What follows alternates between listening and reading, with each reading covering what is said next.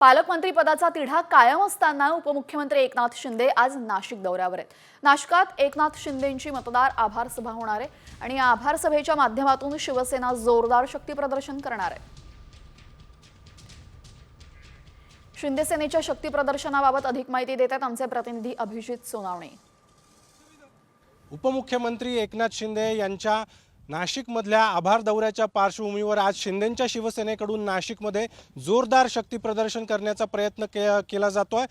याच नाशिकमधल्या हुतात्मा अनंत कान्हेरे मैदानावर आज संध्याकाळी एकनाथ शिंदे यांची जाहीर सभा पार पडणार आहे आणि त्यासाठी आता जय्यत अशी तयारी शिवसेनेकडून या ठिकाणी करण्यात आलेली आपल्याला पाहायला मिळते। जवळपास 40 ते 50 हजार कार्यकर्ते आणि नागरिक या ठिकाणी या सभेला आणण्याचं नियोजन शिवसेनेकडून करण्यात आलेलं आहे। सोबतच आज आपण जर बघितलं तर विधानसभा निवडणुकीनंतर उपमुख्यमंत्री एकनाथ शिंदे आज पहिल्यांदा नाशिकच्या दौऱ्यावर येतात। एकनाथ शिंदे नाशिकमध्ये आल्यानंतर जिल्हाधिकारी कार्यालयामध्ये सिंहस्थ कुंभमेळा आणि नाशिक महानगर विकास प्राधिकरणाची बैठक देखील घेणार आहेत।